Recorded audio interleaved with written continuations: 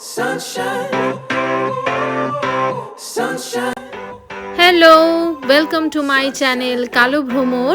আমি সংযুক্তা আরেকটা নতুন ভিডিও নিয়ে চলে এসেছি তোমাদের সকলের সঙ্গে শেয়ার করে নিতে।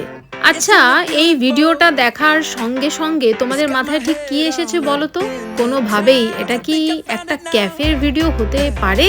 শুরুটা দেখে তো বুঝতেই পারছো এটা সেই গতানুগতিক ক্যাফের মতন ক্যাফে ঠিক নয়, মানে café but still it's not café only. এই ক্যাফের মধ্যে রয়েছে একটি মিনি ট্রেন এবং এই ট্রেনে সফর করতে হলে জনপ্রতি 80 থেকে 100 থাই বাট পে করতে হয়, অর্থাৎ ticket price per person Indian মানিতে প্রায় 250 টাকা কাছাকাছি হবে। তবে এই গোটা এরিয়াটা এতটাই হিউজ যে এই ট্রেনে একবার সফর কিন্তু করতেই হয়। ফুকেটে বেস্ট কয়েকটা যদি ক্যাফে খুঁজতে যাও তাহলে এই ক্যাফেটার নাম কিন্তু থাকবেই। ক্যাফেটার নাম হলো র্যাবিট হোল ক্যাফে। আর আগেই বলেছি এটা শুধুমাত্র একটা ক্যাফে নয়, এখানে খরগোশ, ছাগল, টাট্টু ঘোড়া, ভেড়া এবং একটি মহিষ রয়েছে। তাছাড়াও রয়েছে হাঁস এবং ময়ূরও। আর যে টাট্টু ঘোড়ার কথা বললাম সেটা কিন্তু এখানকার সব থেকে ছোট ঘোড়ার মধ্যে একটি। যারা থাইল্যান্ড যাবে বলে ভাবছো এবং বিশেষত ফুকেটে যাওয়ার প্ল্যান আছে তারা ডেফিনেটলি এই জায়গাটা কিন্তু ভিজিট করো। এই ক্যাফেটি মূলত তার মিনি ট্রেন এবং ছোট ছোট জলপ্রপাত আর খরগোশের খোঁয়ার হিসেবে বিশেষভাবে কিন্তু পরিচিত। আর খরগোশ বেশি মাত্রায় থাকার জন্য ক্যাফের নাম হয়েছে র্যাবিট হোল ক্যাফে। এই মিনি ট্রেনে রাইড করার পর আমরাও যেন নিজেদেরকে মিনি মিনি ভাবছিলাম, অর্থাৎ একদম ছোট হয়ে গিয়েছিলাম। আর এই যে ছাগলটাকে দেখতে পাচ্ছ, এই ছাগলগুলো এতটাই ট্রেন্ড যে বাইরে থেকে আমরা যখন যে কোনো পাতা দিচ্ছি ওরা কিন্তু খাচ্ছে না, গন্ধ শুকছে বাট খাচ্ছে না।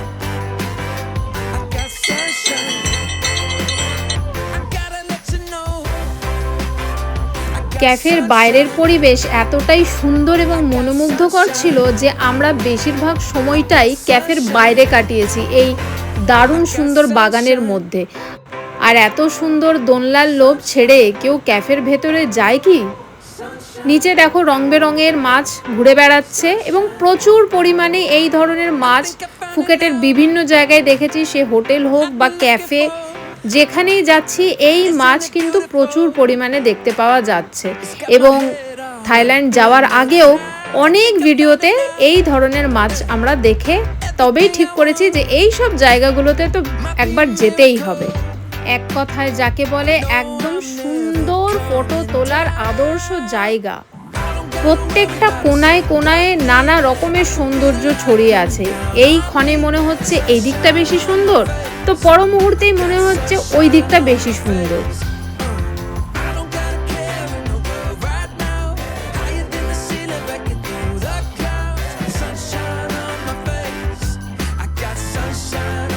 লাল, হলুদ, কমলা রঙের মাছ তো অনেক দেখলে, এবারে দেখো ওই সাদা রঙের মাছ। আমি তো জীবনে প্রথম দেখছি এরকম ফ্যাটফ্যাটে সাদা রঙের মাছ। বাগানের বিভিন্ন জায়গায় ছোট ছোট এরকম জলাশয়ের মতন করা আছে আর তার উপরে পাথর দেওয়া আছে। এই পাথরগুলোর ওপর দিয়েই কিন্তু এই পুরো জায়গাটা ঘুরে দেখতে হয়।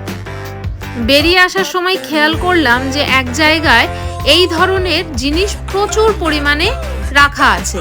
সামনে গিয়ে যখন সার্ভে করলাম তখন বুঝলাম যে এগুলো সাবান তৈরি হচ্ছে।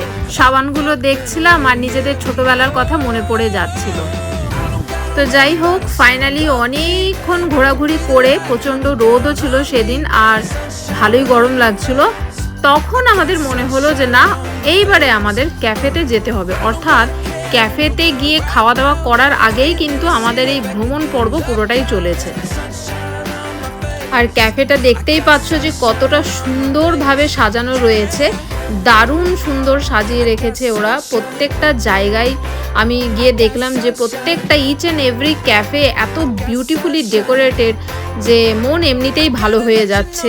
খিদে পাচ্ছে সেটাও যেন মনে হচ্ছে বাহ, মানে খাবার খাবো না ক্যাফেটাকে দেখবো, এরকম একটা ব্যাপার। আচ্ছা, খাবারের মধ্যে ছিল ফ্রেঞ্চ ফ্রাইস, ছিল হটডগ, আর ছিল গার্লিক ব্রেড, আর চা তো ছিলই ডেফিনেটলি। চা ছাড়া তো ইভিনিং স্ন্যাক্স একেবারেই জমবে না, তাই চাটাও ছিল। তো এই সব খাওয়া দাওয়া করে ফাইনালি আমরা রওনা দিলাম হোটেলের পথে। আমাদের হোটেল যেহেতু পাটং বিচের একদম কাছেই ছিল, তাই দেখতেই পাচ্ছ যে আমরা একদম হোটেলের কাছাকাছি এরিয়াতে চলে এসেছি। তাই আমাদের সারথীকে বললাম পাটং বিচে একবার নামাতে, কারণ এত সুন্দর সানসেট পাটং বিচ থেকে দেখাটা কিছুতেই মিস করা যেত না। তো গিয়ে ওখানে দেখলাম সবাই বিভিন্ন অ্যাক্টিভিটি করছে, প্যারাগ্লাইডিং চলছে, কেউ ভলিবল খেলছে। তখনও সন্ধে হয়ে আসছে, কিন্তু দেখলাম অনেক ফ্যামিলি স্নান করছে সমুদ্রে। দাঁড়িয়ে আছি এখন পাটং বিচে। সারাদিন অনেক জায়গা ঘুরলাম, ঘোরাফেরার পর চলে এসেছি পাটং বিচে। আর এই হচ্ছে